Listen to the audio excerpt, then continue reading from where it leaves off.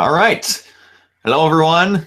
Been a while since we've done a review, so we figured this would be none better of a review to do. So, Mike, go ahead. Okay, so we're reviewing the totally not at all controversial remake of Ghostbusters. Yeah. And here's the story. Following a ghost invasion of Manhattan, paranormal enthusiasts Aaron Gilbert and Abby Yates, nuclear engineer Jillian Holtzman, and subway worker Patty Tolan band together to stop the otherworldly threat. All right, let's address the elephant in the room now. There has been a lot of controversy ever since this thing was even announced. I don't know what you're talking about. You're right. I'm crazy. It has nothing to do at all with the fact that they remade a classic from the 80s with all females. Yeah, totally unrelated. Yeah, they didn't address the fact of people freaking out about it in the movie itself either. Anyways, go on. So we're going to talk about the positives and the negatives, all while spoiling everything. So consider this your final warning. Yep. Anyway, Brock, I'll start things off. I'll let you have the floor first. Okay. Wow, am I happy Kate McKinnon was in this movie. I love Kate McKinnon. She was amazing. So good. Holtzman was my by far favorite character in that movie. Oh my lord. For me, it's a tie between her and Patty. And Patty. Okay. Major positive about this movie. Aaron was it's gonna come to me. I can't think of her name now. Kristen Wiig. Kristen Wiig. The last movie I saw Kristen Wiig in was Zoolander 2. Yeah, this is a major step up from that. Major step up. I was very glad to actually see her be in a good movie. And acting the most human. Yeah, that I've seen her act in any role. She hasn't been well, there was some over-exaggerated parts, but that was for comedic reasons. What are the positives? I was very scared at what the cameos were going to be in this movie. That they were going to be unneeded, feel awkward, and be kind of a just, they're there because they're there kind of thing. Each situation I thought was kind of great. I legitimately belly laughed when they had Bill Murray be the legendary debunker of all things that could be weird. Like, wow, Bill, you look old. But he looked great in that movie. And is it Ernie Hudson, right? Yep. Yeah, Ernie Hudson at the end being her dad, being her uncle with the hearse was great. And then Aykroyd. That I thought was the best cameo. Yeah, Ernie Hudson's was just awesome. Aykroyd's I thought was a little over the top. He's like, yeah, this is a top 5 premonition, and don't worry, I'm not afraid of no ghosts. That I thought was kind of funny. But that was just kind of like, oh, I'm going to say the line and leave. I'm like, yeah, come on. But they were in there as long as they needed to be. Everybody had really good chemistry from what I thought. I have positives and negatives to say about Chris Hemsworth's character. Oh, yeah.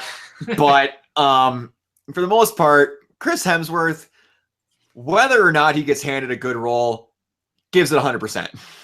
Yeah. And I will give him that. He gave 130% for that role in this movie. And there was points where I don't think I was supposed to laugh at him, but I was laughing at pretty hard. And I don't know this actor's name, but the guy who played the Chinese food delivery man was also in Deadpool. Yeah, thank you. I was telling the person in me next to me, I'm like, that is got to be him. He had one of the best running gags of the movie. Just always got the bad wontons. Also, the receptionist at the desk at the show, that was their old receptionist from the old movie, right? Annie Potts, yep. Oh, I saw her. I'm like, man, she looks familiar, but she's not as She wasn't at the show, though. She was at that one hotel. She was at the hotel. She was either at that one hotel that the thing was in the base. Yeah, she was in the hotel that guy was a janitor of. I'm like, I swear that's her. She's just not as crotchety as she was in the old movies. But yeah, that was cool. I didn't even know she was going to be in it. Did they say she was going to be? I'm pretty sure they did. Oh, I never caught that. I saw her pop up and I'm like, okay, that was kind of cool. She didn't need to have a part in this, but that was very fluid in my opinion. I wrote like a rough draft review on Letterboxd, and one of my negatives was the cameos. But the more I thought about it, I've kind of turned around on them. I still think the idea behind shoving all the cameos was still a bit unnecessary. But when you're watching the movie, it feels more natural. It feels more natural. Hudson's was funny. That was a Stan Lee-esque cameo. That was great. Like I said, Aykroyd's felt a little forced, and if Murray wasn't in the position he was in for his cameo, I would have thought that was going to be a little much. And I thought that because of what he was going to actually be a main character in the movie. And it's not often that I would be upset about Bill Murray being a main character, but after the whole, I don't want crap to do with this movie, blah, blah, blah, they start shooting, oh yeah, I'm going to have a cameo in it. That kind of makes his role in this movie kind of appropriate in a meta fashion. Yes. But I've said enough. I could keep rambling on about stuff. Oh, one other thing. People complained a lot about everything, but mostly they complained about the effects that were used for the ghosts. Okay, yeah, about that. When the movie went on, in my opinion, they looked like they fit. Here's what some people may not know about the effects of the ghosts.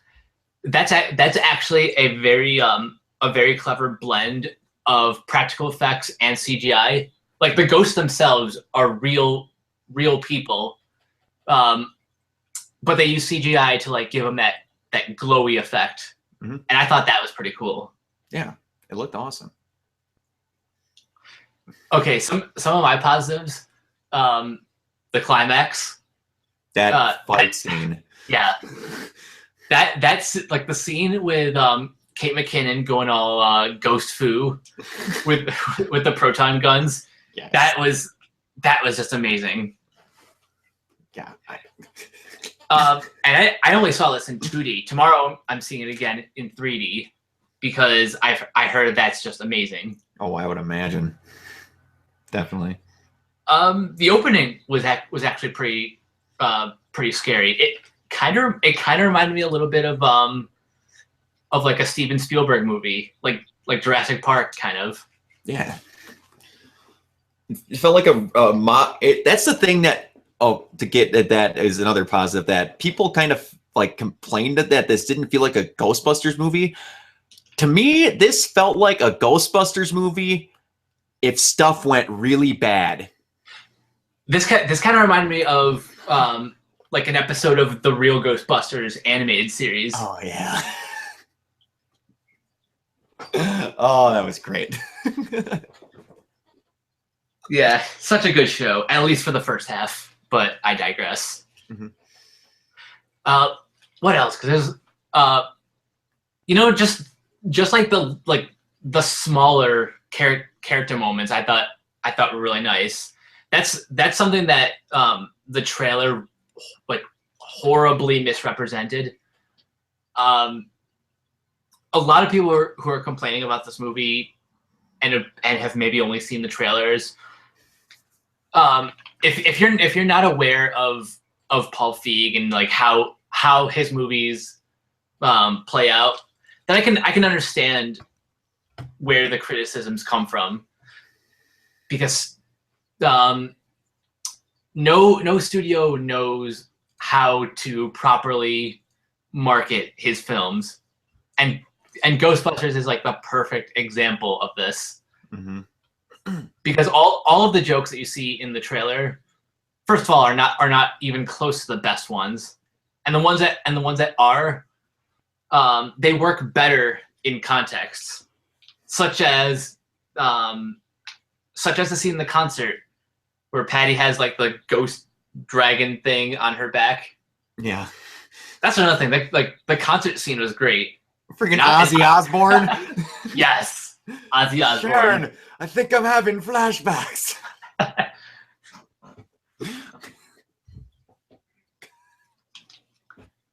And of course, Michael McDonald has a cameo because he's in every Paul Feig movie.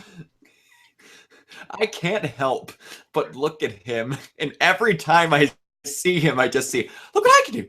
I just always see Stewie from Mad TV. I can't help it, but oh man. Want to break into the negatives? Because as great of a time I had with this movie, it is by no means perfect. No, we're gonna go back to Chris Hemsworth for a second. One issue that I have, and it's normally in Melissa McCarthy movies, is that this is not an issue with this film, to me anyways, as a whole. This film, if it would have been here, dialed their notch back, like one half of a notch with some jokes to their extremity, I think this movie would have been like in the 80s, like near 90s for me instead of like mid 70s. Chris Hemsworth could have been dialed back 1,500 notches. I see what they were going for at points, but there are some times they took it a little too far. Like, I can't answer the phone because it's in the fish tank. Or like, no, the one that's here. And I like the hide and go seek tournament thing. And I'm like, how hard are you trying to make him seem like the biggest piece of useless garbage? What I did find funny was he's like, it's too loud, so he covers his eyes. He covered his eyes. That I thought was funny, but like wait, you don't have any lenses in there? Yeah, I just had to keep cleaning them. So you just got rid of them? He's like, oh, and my cat. Oh, you want to keep your cat? No, it's a dog named My Cat. But you like, where are you going with this? Also, that's a problem with modern comedies. Like, Judd Apatow had this problem for a long time where he'd go a little bit longer than he needed to. Mm-hmm. That's the problem when you rely a little too heavily on improv. Yeah. Chris Hemsworth was perfect for the role that they wanted him to do. They just went overboard. Going back to one other positive also, because it reminded me of it, because there was a picture of a scene. Kirsten Wiig's got some moves when she wants to. She was doing awesome in that little impromptu little dance thing they had, but yeah, same with Kate McKinnon. Yeah, with the flamethrowers for whatever reason. Okay, yeah, but back to negatives. Man, I know they were doing it for comedic effect, but it makes no sense whatsoever that Erin got so mad that she kicked that trap open just to show the guy that they had a ghost when it was shown on national television. Yeah. They just did that to have a joke that they killed Bill Murray. That's pretty much the only reason that happened. Yeah. Hold on. I want to take this negative because it's my biggest gripe. The villain sucks. That is a drastic understatement. The villain made no sense. But here's the thing. There are two very easy remedies to this. I like the idea of the villain being kind of like the evil counterpart to Kate McKinnon's engineer. Mm-hmm. But the problem is they didn't lean on that enough. And the other thing is, I just wish he wasn't a human at all. I wish he was just like some demon who needed like a human vessel to activate the device to open the portal or to create the vortex or whatever his evil scheme was. Just like the fact that they tried to like have their cake and eat it too by like combining those two ideas, they cancel each other out, and he just turned to like this boring loser who just hates humans, and that's why he wants to destroy the world. Yeah, they tried, like, you had Zool, the thing that possessed Vanessa, if I can remember her name, and that was that. Then you the gatekeeper and all that jazz and everything, and then in the second one, man, I'm trying to think. I haven't watched the second one in so freaking long. The picture was just haunted with the ghost of that dude, right? Vigo the Carpathian. Yeah, it was just haunted with his presence, right? I think so. It's been probably 7 years since I've watched Ghostbusters 2. I'm gonna watch both those movies tonight because clearly they still exist. This reboot hasn't erased them from existence. Are you trying to tell me that if a remake gets made, that the other movies still exist and that their quality doesn't drop? I know, right? A shocking revelation. What is this place? What world do I live in where they don't ruin things? Next thing you'll tell me is that it's okay to like both. What? Mike, you're blowing my mind, man. You gotta stop. My head is going to be on the wall. All right. One other kind of negative. All right. Man, I can never find a middle ground with Melissa McCarthy. And this movie, in my opinion, she was not bad in, but to me, she didn't do enough. I don't know if she didn't do enough. I just don't think she was picked right for that character. I don't know. Like, there was an original picture of something of Emma Stone being supposedly thought of for that movie. That would have been cool. And I'm just looking at all of them, and the only one that kind of doesn't fit to me is Melissa. And it's nothing because she's bad. Like, one of the funniest movies I laughed at in the longest time was Spy. She is hilarious when she wants to be and when she's written correctly. It just didn't click for me this time. I see what you're saying. I only disagree because I just like the fact that they cast Melissa McCarthy and Kristen Wiig just because like they both have a history together. Like they've worked together on Bridesmaids. Yeah. And I'm pretty sure a couple of times that she's hosted SNL was when Wiig was still on.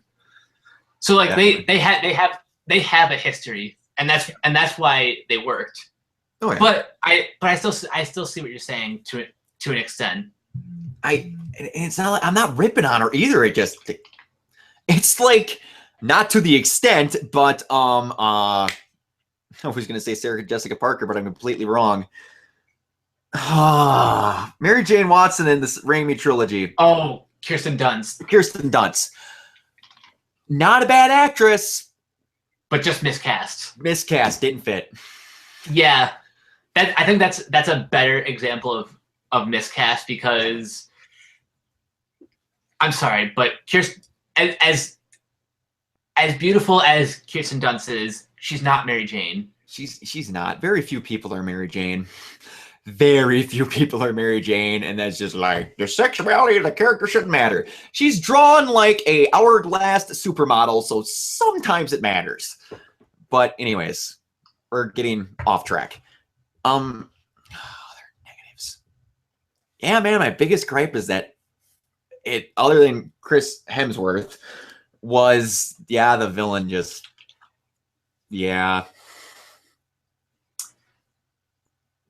I didn't have too many overly negative things to say about it, other than I think some parts went a little, okay, I take that back. I have one other big negative. the whole attaching the tow cable to herself and diving after her friend. Totally not a ripoff of Poltergeist. No, not at all. But also, what were you planning to happen? There was just magically a tow cable there from no tow truck that was parked there, by the way, because I looked. And just magically, the hotel is forming. The hole is pretty much gone. Somehow you think she didn't die in that hole. So you just tow cable yourself, jump on in, and somehow hope that you're getting back out. I don't think that's the worst scene in the movie, but it did lead to a pretty flat payoff. It did. And why did their hair turn white, by the way? Just for that joke at the end? I guess. I don't get that one. Like I laughed at most of the other jokes, but that one just like what are you doing, movie? I don't know. One last thing I have to say. This isn't exactly a negative, but more like a what if. I know there have been talks of like Ghostbusters 3 for literally decades. And I don't want like I never wanted a real Ghostbusters 3 because I've seen Blues Brothers 2000 and that movie is But what I would have liked is like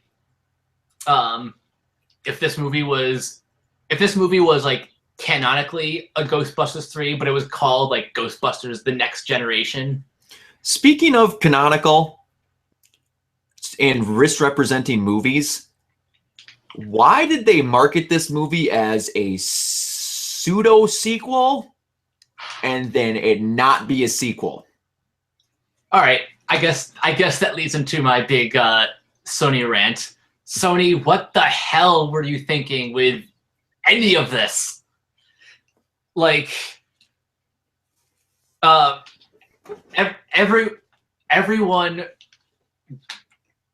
Sony, fire your marketing team, all of them. They all have to go. And like that was one thing, and then people in the media really didn't help because they were kind of fanning the flames of the controversy. All started by a bunch of dipshits who were like, "The Ghostbusters are women." Blah! Well, I get that. I completely understand that all those people that did that are dipshits. But I'm going to defend them a little bit because when the announcement came out, they phrased it as, we're making an all-new, all-female Ghostbusters. What they should have said is we're making a new Ghostbusters. And then just quietly cast the women. Yeah, but the big headline was, bah! Please rip on us because we're making a statement that we know you're going to hate. Thanks. But I will agree. People.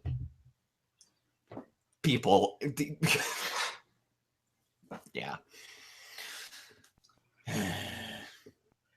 And I like there shouldn't have been any problem with this team being all women.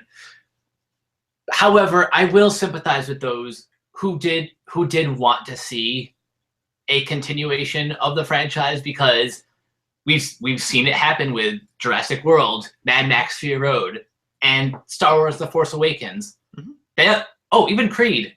They all did a great job kind of like passing the torch to the next generation, but yet they were still kind of good movies in their own right. Yeah. Like it can be done. And I'm not saying this movie is crap because it's a reboot. In fact, quite the opposite. I think it's great. But I'm just saying, what if they did go in this direction as opposed to what we have now? Yeah. So overall thoughts? Overall thoughts, this is not a bad movie, and I look forward to a sequel if it gets one. I really do. that's overall thought. Needed a better villain, but they had the Stay Puft Marshmallow Man and Zool, which he also the fact they had the Stay Puft Marshmallow Man in this movie for 20 seconds was great. But yeah, I love Stay Puft's cameo. yeah, and wait, one last positive. For like 5 seconds, you see a little bit of 2D animation when the Ghostbusters logo comes to life. Yeah, that was cool. That was cool. Overall thoughts. I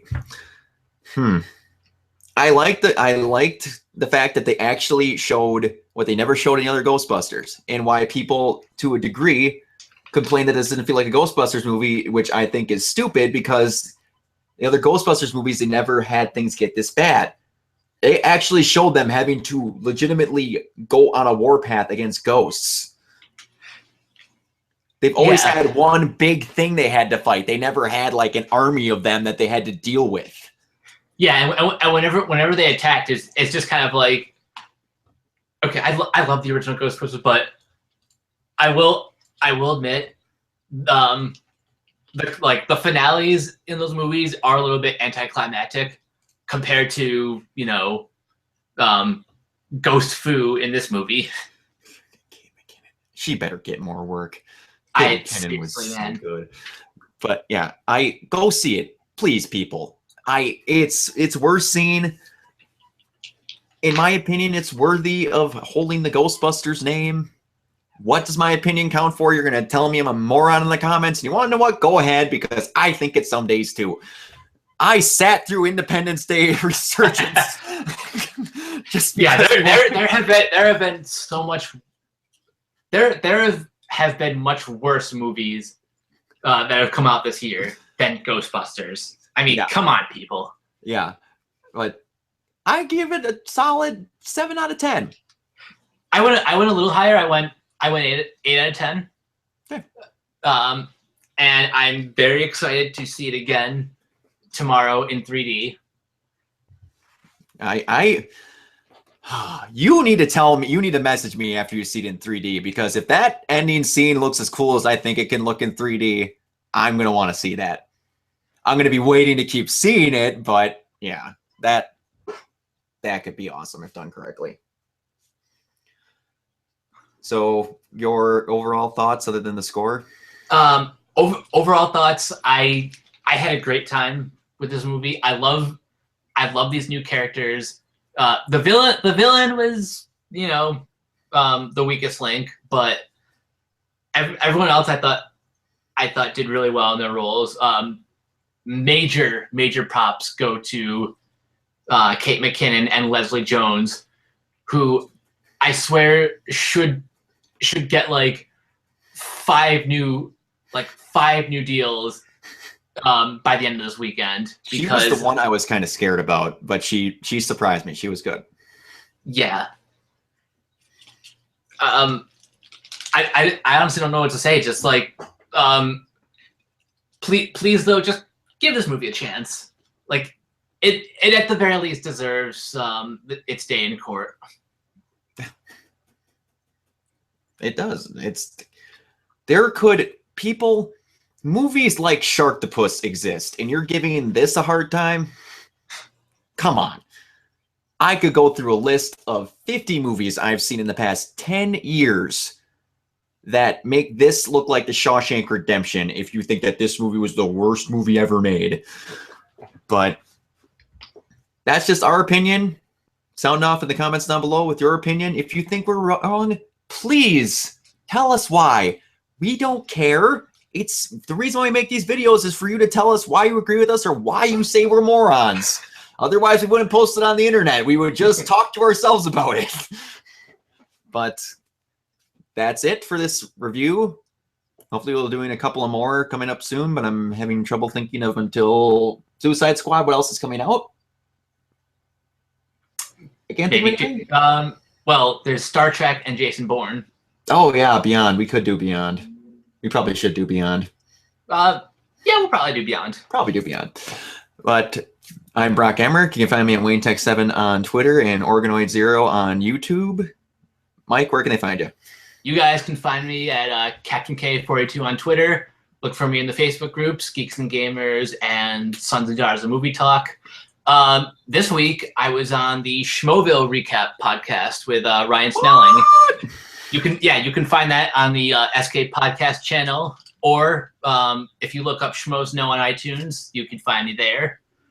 And last but not least, subscribe to the geeksgamers.com YouTube channel, where you've got the Arrowverse After Show coming back in the fall, Ask an Admin, We Are Geek, various reviews and vlogs and all that stuff. And finally, make sure you sign up for the website, www.geeksgamers.com. Whole bunch of great articles and editorials and stuff. Sign up for the geek boards. You can get geek points and enter in raffles and win free stuff, and it's great. Have fun. Jeremy, Jesse, and Lee hold that place down. They're good, hardworking boys. Go visit the site. All right. We'll see you all next time.